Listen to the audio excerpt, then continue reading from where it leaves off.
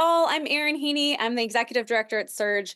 And since Inauguration Day, we have been experiencing the flood of assault on the communities that we come from and the communities that we're committed to standing alongside.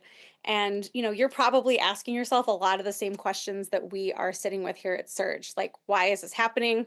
What is the most important things to be paying attention to? And most importantly, what can we be doing to stop it? So I want to get right into it. What in the hell is Elon Musk doing with DOGE? Because it does seem to me like it's getting deeper and weirder on the daily, and I'm sure y'all feel the same way.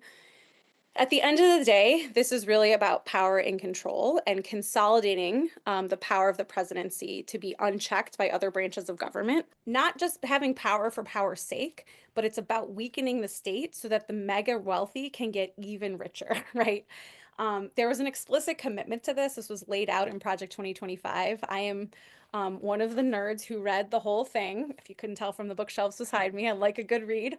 And they laid this all out in Project 2025. So they're playing by the playbook that they've left out.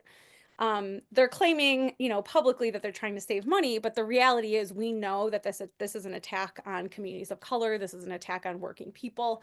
The federal government is the largest employer in the United States. They employ 2.4 million people, and their stated goal is to eliminate 2 million of those workers, right?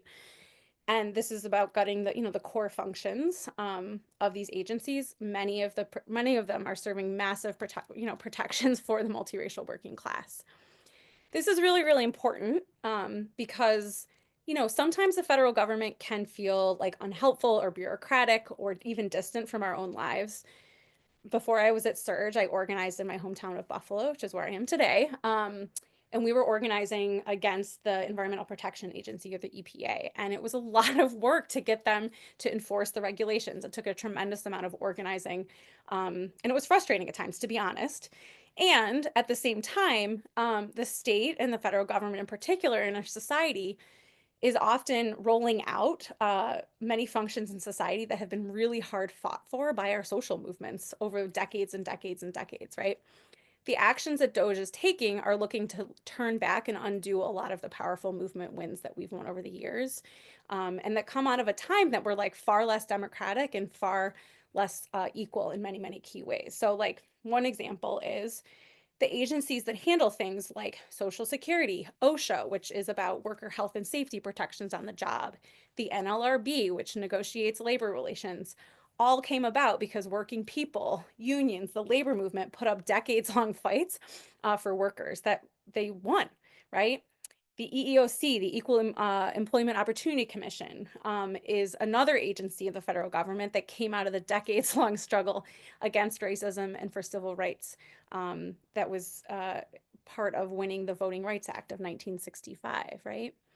And we also know that federal employment and civil service has also been a pathway for Black workers to build careers when faced with really persistent racism in many, many sectors of the economy, where we know that income for people of color and Black people in particular is much lower than for white workers, right? Black workers make up 20% of the workforce. So these cuts that are happening are going to absolutely disproportionately impact communities of color than compared to white communities, and the impacts are going to be deeply felt, right? Okay, so what do we do about all of this? So long term, our answer at SURJ is always we need to build social movements. We need to build big, powerful social movements that have the capacity to block the worst that's coming at us and to be able to actually win transformative change. So our movements are not big enough yet for us to be able to win, to stop the bad things or to be able to win the transformative change. So more of us have to be getting into action, right? In the short run, there are plenty of opportunities to do this. The Federal Unionist Network came together this week, and they're having rallies across the country. We're going to link to how you can get connected to those in our comments to be part of the Fight Back campaign. Last week, there were many thousands of immigrant workers out in the streets saying that they were not going away, and that activity continues in local communities across the country. So the most important thing we can be doing is to find an organization to be part of. We cannot do this work alone. We can't do this work isolated. Change doesn't happen from us reading the right things or becoming kind of good individuals. Change happens when we are in motion with other people toward shared goals, putting pressure on the people who have the power to make decisions and to make change, right? So the first and most important thing you can do is to find a group in your local community. You can also get plugged in with SURJ from anywhere across the country. So we've launched this program called Protect and Resist, and we're coming together every single Wednesday evening all the way through the first 100 days of Trump's administration. And we're coming together, we're going to be doing education, learning more about how we got here and how we get out, connecting with other like-minded people across the country who care deeply about changing things, and then taking action together. So, calling in and putting pressure on decision makers and supporting each other to take action in our local communities. So one of those opportunities is tonight. So I hope folks can join us tonight at 8 o'clock. We're going to be gathering with Dr. Robin D.G. Kelly, someone I have learned from a lot over the years, to talk about the connection between racism and defunding and dismantling the federal government. So we're going to go a lot deeper into some of what I've talked about today, like specifically what we're seeing play out in DOGE. How did we get to the point where millions of Americans, and especially white Americans, support slashing public services that benefit nearly all of us?